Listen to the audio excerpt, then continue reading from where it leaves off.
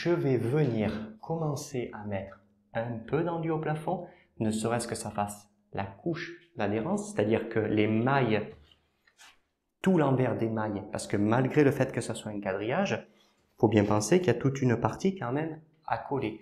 Donc il faut que l'envers des mailles soit un petit peu dans la colle, dans l'enduit de dégrossissage, parce que ça fait très bien pour cet usage.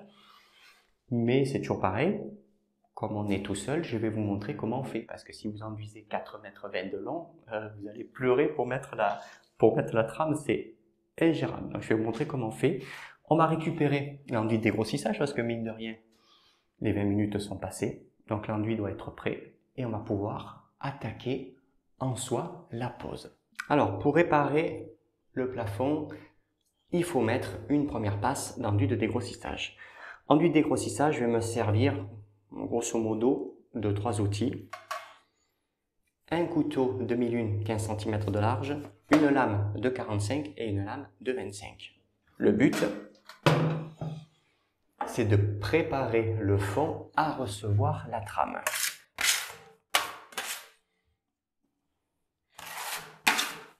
Alors, je vais venir mettre de l'enduit.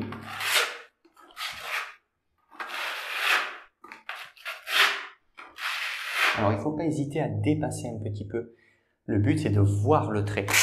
Parce que si vous faites pile, ben, c'est pas collé. C'est un petit peu sensiblement comme le papier peint ou la toile de verre.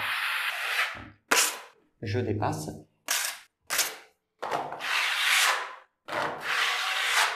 Donc là, le principe, c'est de vraiment déposer finement de l'enduit. Faut pas tirer complètement à zéro, sinon ça ne sert à rien, il n'y a pas de transfert.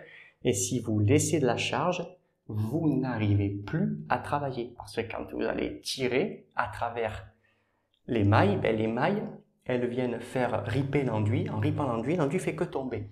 Donc il faut faire attention avec ça. On laisse à peu près même pas la valeur d'1 millimètre de charge d'enduit.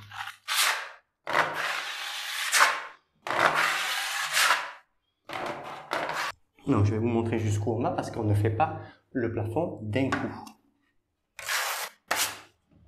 Donc là,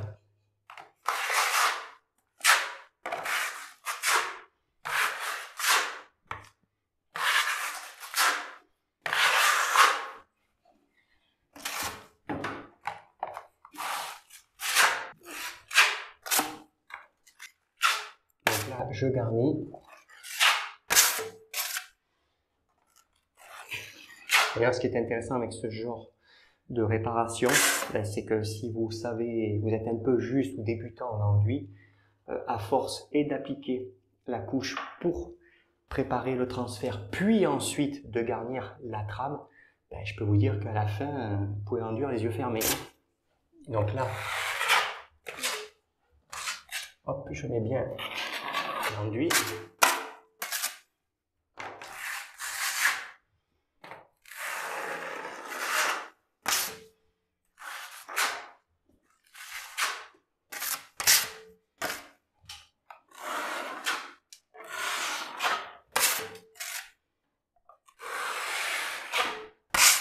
Donc là, on peut travailler à la lame de 45. Donc toujours pareil, lame de 45 avec un couteau de 15.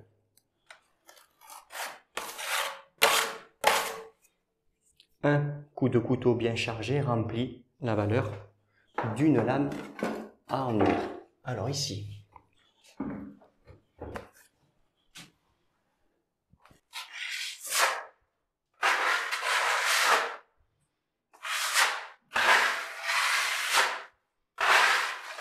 ce qui est important, les manques, ça on oublie. Voilà.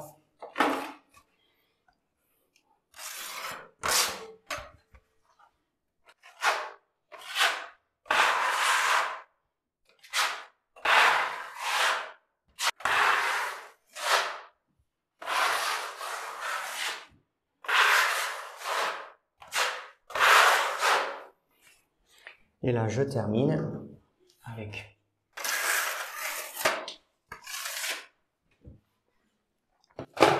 donc la lame de 25.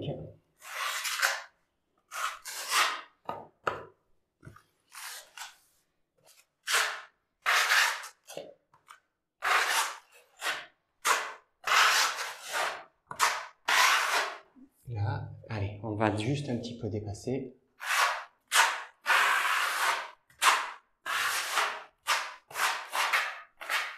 On regarde toujours son boulot. Les à-coups, tout ça, ça ne nous intéresse pas. L'enduit est frais, ça pose pas de problème. À partir de là, il faut se préparer la trame. Donc toujours pareil, le bon côté, il est là. Donc le trait bleu, là, c'est sur ma droite. Il faut toujours voir le recouvrement. On va dérouler de la trame. Mais forcément, on est tout seul. On va se servir, donc pareil, d'un étai 3e main. Mais là, la différence, je ne prends pas un étai à visser parce que c'est pas très pratique. Je prends un étai équipé d'une pompe. Alors, au préalable, je vais régler la hauteur. Voilà, je règle la hauteur. Je serre. Je commence déjà, voilà, à me le préparer. Donc là, il est à peu près prêt. On va se dérouler la trame et le principe, c'est que l'étai 3e main va venir nous caler la trame. Alors, attention, il nous cale la trame, mais la trame, on ne va pas la mettre en tension. Si on la met en tension, ce qui risque de se passer, c'est que comme c'est un étai 3e main, ça va bouger. Si ça bouge, elle risque de partir de travers. On va quitter le trait de niveau et là, c'est parti. On aura une trame qui ne sera pas posée d'aplomb. Donc, je vais vous montrer. Donc là, le principe, c'est qu'on va se dérouler. Vous voyez, là, je suis déjà plus grand que ce que j'ai fait. Donc, on s'en déroule encore, voilà, un petit chouïa de plus. Là, on l'attrape. Je fais passer la trame, je la cale et je viens. Et comme je vous ai dit, elle ne risque rien. Et là, elle tient. Nous, ici, on a plus de marge. Donc c'est volontaire, c'est pour qu'elle ne soit pas mise en tension. Et à partir de là, on va attaquer à proprement parler la pose. Alors la pose. Hop. Je me tourne. On va vérifier. Chose importante, que je puisse me mettre correctement. Alors. Que je puisse me mettre correctement où il faut. Alors, ici, à gauche, on déborde. Voilà, il faut qu'elle se plie. Voilà, là, elle s'est pliée. Donc là, elle est pliée. Donc ici, on va laisser un petit peu, puisqu'on ne sait jamais si on est d'aplomb. Voilà, là, visiblement, je vais pouvoir y aller. Donc là, on est OK. Pour pouvoir l'enduire, la lame de 45, je ne la recommande pas de suite. Il faut vraiment y être habitué. C'est vite une source de problème. Donc on va rester couteau de 15 et lame de 25. Donc la lame de 45, on s'en sépare pour l'instant. Et à partir de là, il faut la mettre en place. Alors,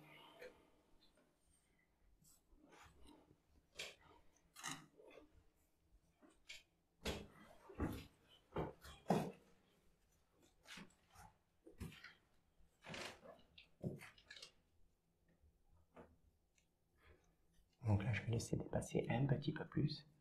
Donc là, je me mets au trait. Et là, très concrètement, je prends de l'enduit, pas forcément beaucoup, et je vais commencer à écraser proprement la trame.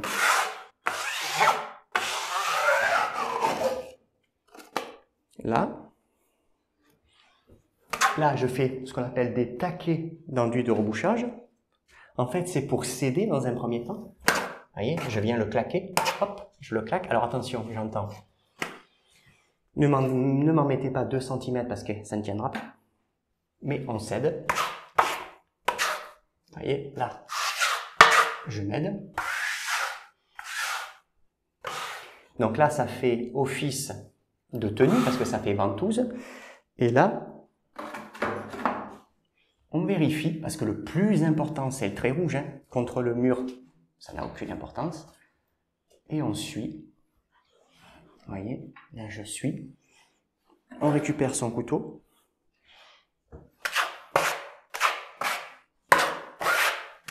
Et on va venir comme ça. Là, je me cale. Et là, le but, alors là, évidemment, j'ai la contrainte avec la lampe, mais ça, on va s'en accommoder. Donc là, je la mets dedans. Là, je vérifie qu'elle est bien en place. Voilà, là, on est pas mal. Voilà. Ici. Là, je me fais un taquet d'enduit de dégrossissage. Là aussi. Là aussi. Et ça, on le claque, en fait. Là, je le claque. Et là, je le claque. Et ça va me permettre, voilà, de me repositionner rapidement. Donc là, je me repositionne. Et à partir de là, eh bien, je vais commencer à tirer la lame à enduire. Voilà.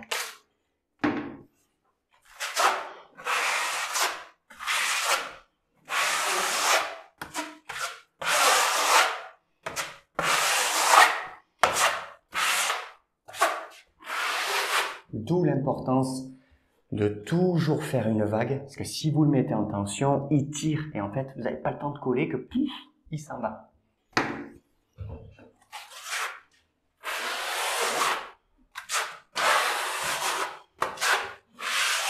Donc là,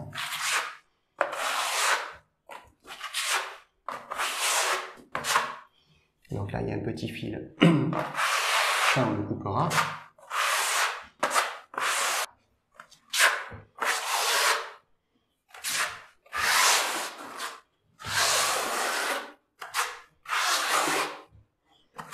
Donc là, on commence à arriver dans l'angle. Donc dans l'angle, on vient, on le plaque.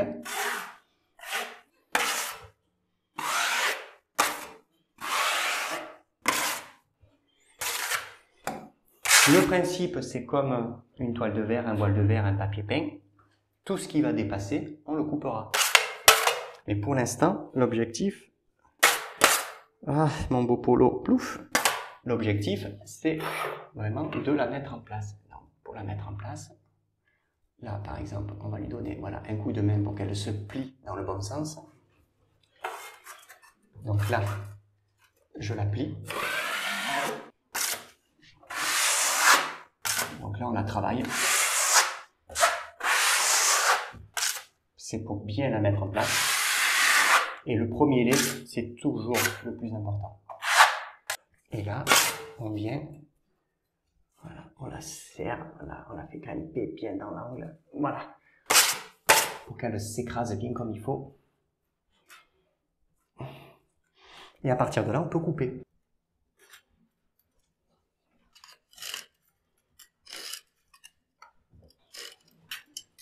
Donc là, on coupe. Parce que si on la coupe pas, elle reste en tension, c'est pas très bon. Alors, d'où l'intérêt de le faire avec un enduit de dégrossier. Alors, surtout pas d'enduit pelliculaire, c'est pas bon. Et j'en parle même pas d'enduit de rebouchage. Vous n'avez pas terminé qu'il est déjà sec. Et là,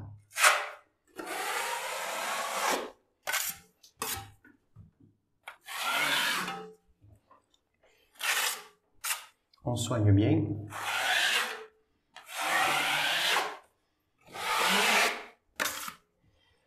Ici, on termine la poser proprement.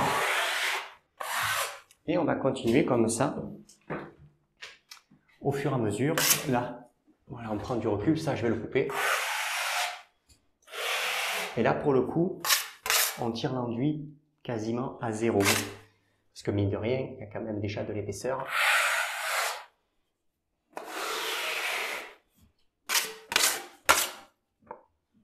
Et vous allez voir que voilà, tout seul, c'est réalisable. Alors bien sûr, ça demande du temps, il faut s'être levé du bon pied, il ne faut pas avoir fait la grosse bringue la veille parce que c'est impossible à faire. Ici, comme vous le voyez, donc j'ai mis un bout, on va continuer à poser puisque là j'avais déjà mis en place.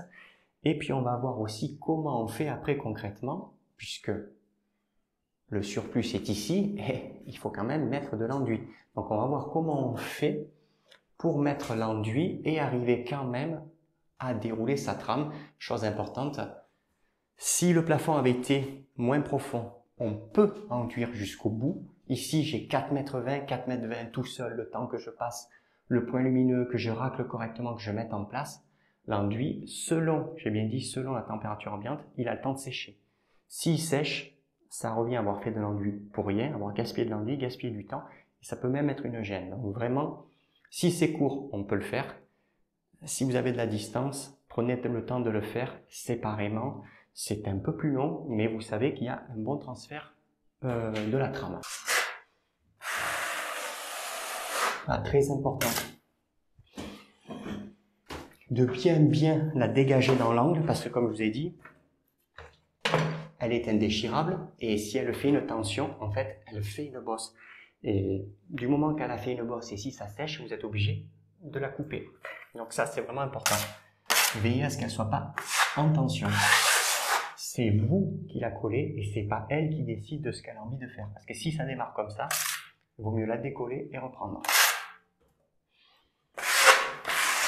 Maintenant, le problème qu'il y a, c'est si je déroule tout le temps que je descende, tout ça, malheureusement, ça s'en va. Alors, on va s'aider d'une deuxième, ce qu'on appelle un deuxième été, une troisième main, communément. Donc, on se la prépare. On vient, on la sort. Et là, alors, il ne faut pas hésiter, ça va toucher l'enduit, mais c'est pas très grave, puisque de toute manière, on a le temps de repasser dessus. Voilà pourquoi c'est fait aussi avec un dégrossissage. Hop.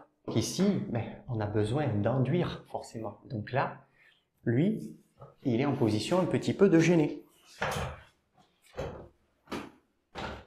Donc là, on vient, on rentre sa perche. La perche, on l'écarte. Voilà. Là, on déroule.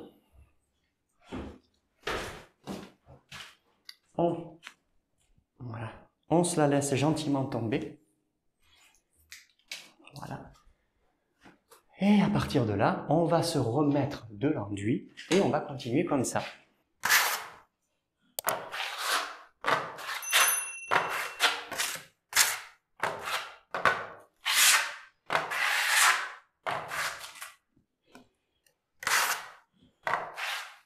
Donc là,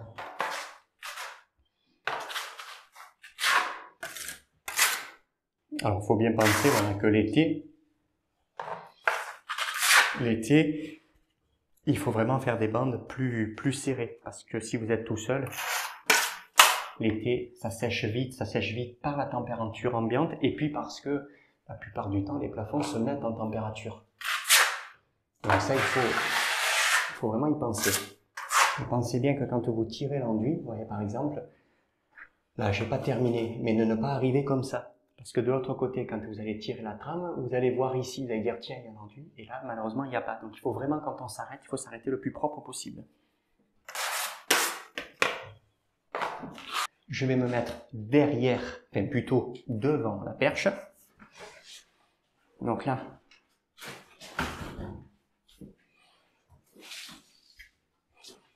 hop. Donc, je prends mon escabeau. Essayons de ne pas tout faire tomber. La lumière, la perche et tout le reste. Hop. Donc là, je me remets devant le boulot.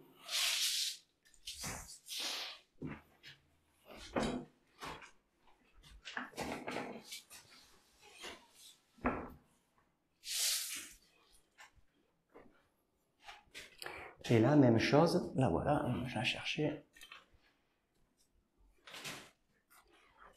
Là, voilà, le but.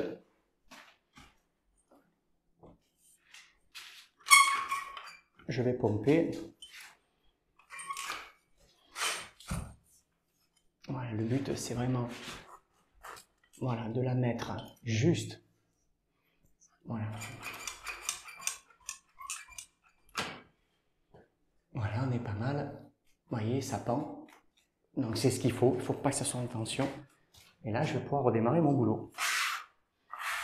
Donc là, toujours pareil, on cède. Donc elle, voilà, il faut qu'elle se mette en place.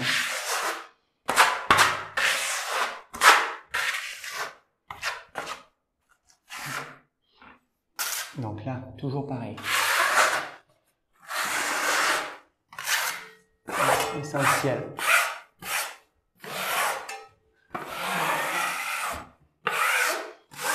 Alors, on pense bien à toujours contrôler sa trame à l'arrière, parce que la trame, elle peut tirer un peu derrière. Le temps de mettre tout en place. Donc, vous voyez, là, elle a tiré un tout petit peu à l'arrière. Donc, tirer à l'arrière, c'est pas méchant, méchant. Il faut juste y penser. Et ça arrive ben, quand on est, voilà, quand on est tout seul. Parce que tout seul, voilà, il y a des choses. Alors ici, pareil, hop, on déplace son escabeau. Je viens de libérer la perche. Je m'en sépare. Je viens, hop, je prends mon couteau. Et ce qui m'importe, c'est toujours pareil, c'est de rester au trait. Voilà, là j'y suis. Là, j'y suis aussi. Et elle, voilà, veillez à ce qu'elle se mette, voilà, bien dans l'angle. Et à partir de là,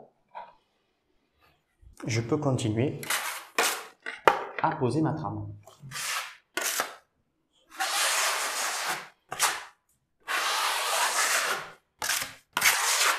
Et après, voilà, comme là, dès l'instant où on part au droit, ben en principe, on a nettement moins d'emmerdement.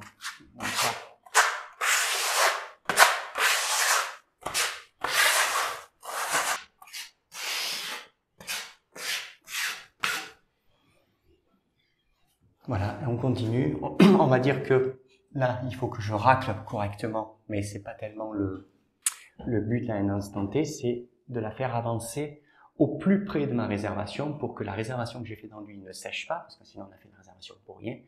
Et puis c'est surtout, plus je vais m'approcher du bout, et plus je sais qu'elle elle va tenir, entre guillemets, tout seul. Là, c'est pareil, là on va la forcer. Alors on évite de la couper comme là quand elle est en tension. Il faut vraiment l'accompagner avec l'enduit. Voilà, comme là je l'accompagne.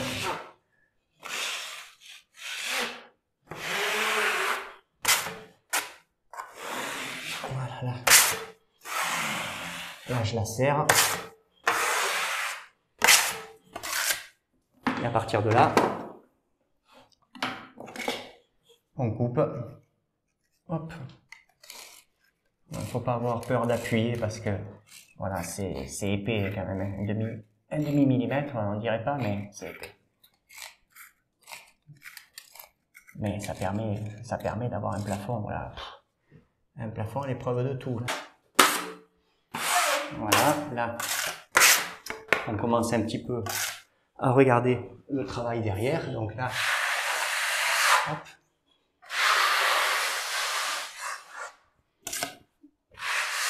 On commence à racler un petit peu plus propre. Donc après, on peut utiliser la lame de 45, bien sûr.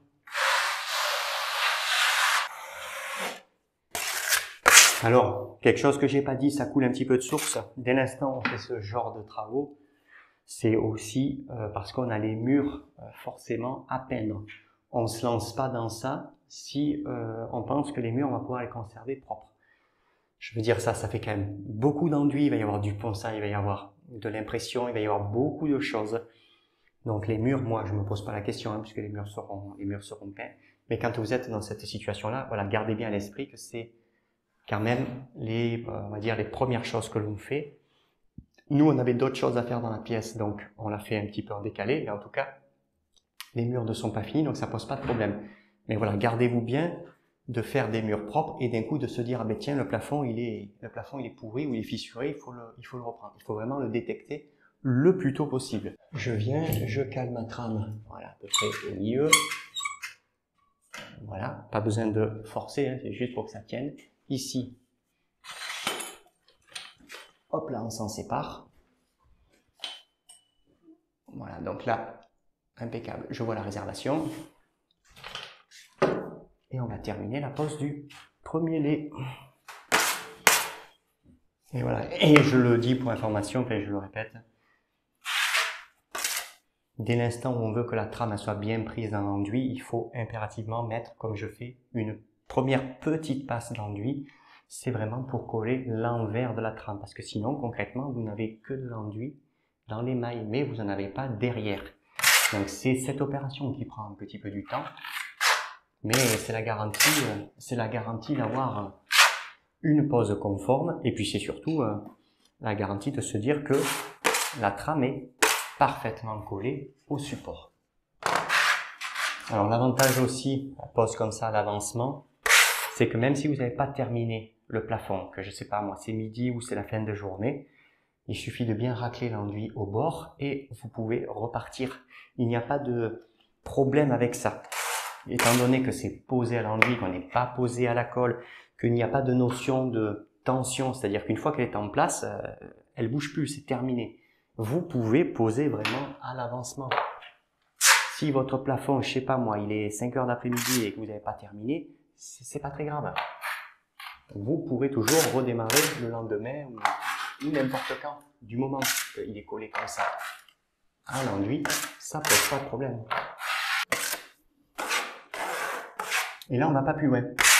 Attention, ça c'est une information. Si vous allez jusqu'au bout, alors que la perche est en place, si sans faire exprès, vous avez mis la trame en tension, ce qui peut arriver, pour X raison, elle a glissé. Quand vous allez arriver ici, vous allez maroufler, éventuellement faire la coupe. Quand vous allez défaire la perche, elle est en tension, ça va faire une bosse. Donc là, je vais pas jusqu'au bout. Je l'ai mis en place pour qu'en fait, elle se tienne hein, par effet ventouse grâce à l'enduit. Donc là, concrètement, je me débarrasse de ma perche et je continue à maroufler vers la fin du plafond. Mais attention à pas céder à la facilité quand on arrive à bout. Ne partez pas pour la maroufler. Si elle est marouflée qu'ici c'est en tension, c'est la catastrophe. Donc là,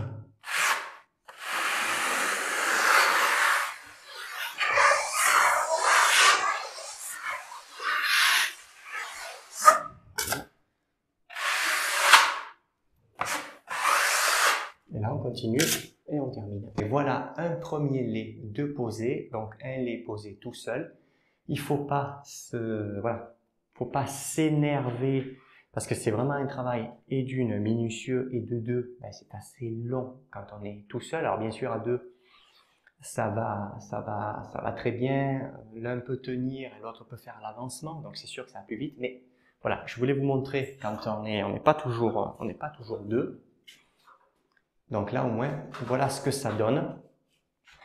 Voilà ce que ça donne quand on pose la trame tout seul. Et ici, je vous dis que vous ayez 3 fissures ou que vous ayez tout un tas de fissures, si la trame est bien posée, voilà, jusqu'à quasiment 1 cm de largeur, si les travaux préparatoires, attention, sont bien exécutés, qu'elle est bien noyée, bien croisée, bien posée, pas mise en tension, parce que ça c'est primordial, vous allez pouvoir renforcer les plafonds. Je poursuis la pose, donc là, je me mets donc au trait bleu, donc les 3 traits bleus qu'on voit sur la trame, ben, ce sont les traits pour indiquer le niveau de chevauchement. Donc là, moi je chevauche au maximum, c'est-à-dire à peu près un petit peu plus de la valeur de 10 cm. Et à partir de là, on va gérer l'angle ici qui est sortant. Et après, parce que là, il y a à peu près 106 cm, sur le retour, il y aura forcément la coupe.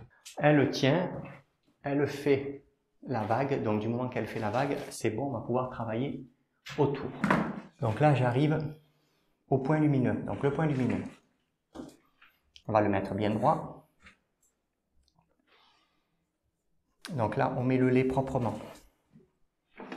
On prend le cutter ici, je vais lui faire une croix. Donc là.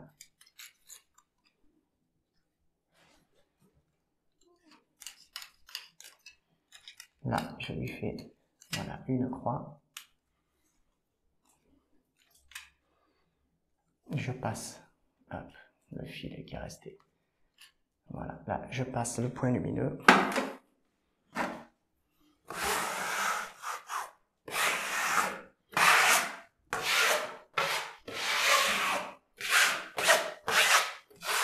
Donc là, on va arranger voilà, la croix.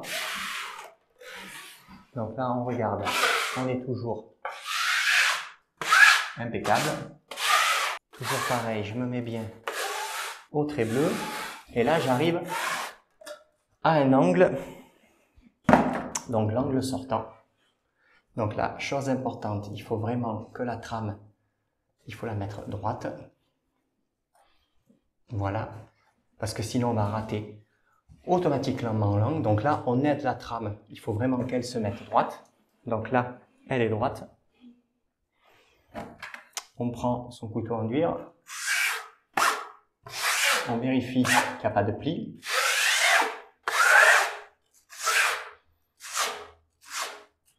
Donc là, il n'y a pas de pli. Donc on vient. Donc là, je l'attrape ici. Voilà, ici. Et là, on prend son cutter.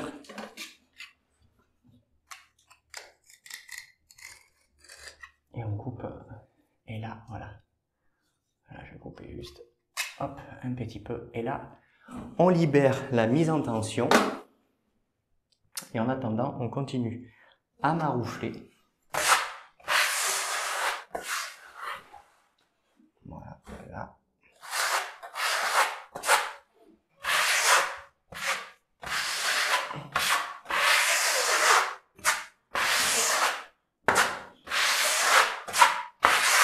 Et on va voir comment on passe correctement l'angle. Alors ici,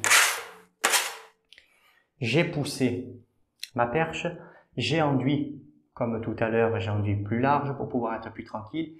Ici, la principale difficulté, c'est que comme on a l'angle ici qui sort, eh bien, il veut forcément mettre la trame en tension. D'ailleurs, on peut le voir.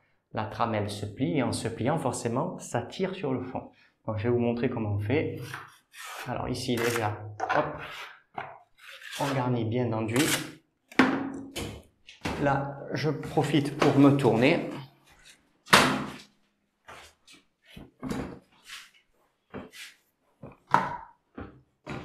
Donc ici, toujours pareil, on ne veut pas de tension sur la trame, ça c'est primordial. Donc là, on vient, on la maroufle. Donc là, je la maroufle juste pour qu'elle m'aide à tenir, donc c'est-à-dire pour qu'elle fasse effet ventouse. Alors ici, hop. Donc là, on la maroufle pour s'aider. On garde toujours à l'esprit que le trait bleu, on veut le voir. Donc là, je suis bon. Et là, ici, voilà. On pousse la trame, parce que vous voyez, là, s'exerce une petite tension. Et là, on va pousser la trame pour que celle-ci aille vraiment dans l'angle. Là, c'est ce qu'on appelle un petit nerf. Donc le nerf, on vient, hop, on le coupe. Je replace là, bien comme il faut, la trame. Et là, voilà, je viens bien la présenter. Je la façonne.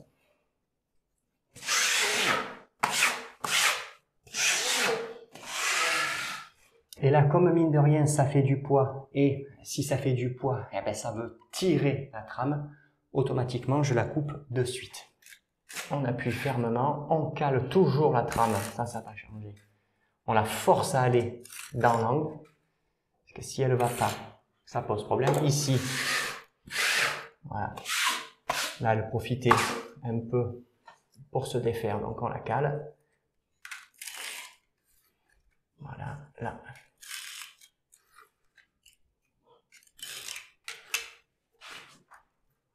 la même chose. Là, j'arrive à l'angle sortant. De nouveau, hop, là. Et là, c'est pareil. Ici, ce qu'on fait, parce que ça fait du poids, là, on coupe un petit peu pour éviter que ça force et que ça tire justement sur la trame. Les fameux laits qui se chevauchent, ils sont ici. Donc, eux, ils se garnissent bien et ils se garnissent dans le sens de la longueur de la trame. Donc, c'est-à-dire comme ça. Et là, on vient, on chevauche.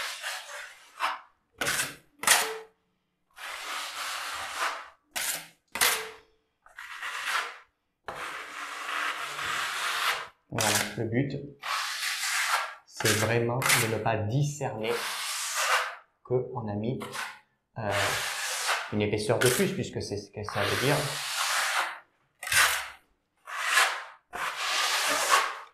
Là, on la maroufle correctement. Il faut que les quadrillages soient bien garnis. Voilà, ça c'est important parce que sinon, des passes d'enduit, on va en passer autant qu'on en veut justement. Donc là, il faut vraiment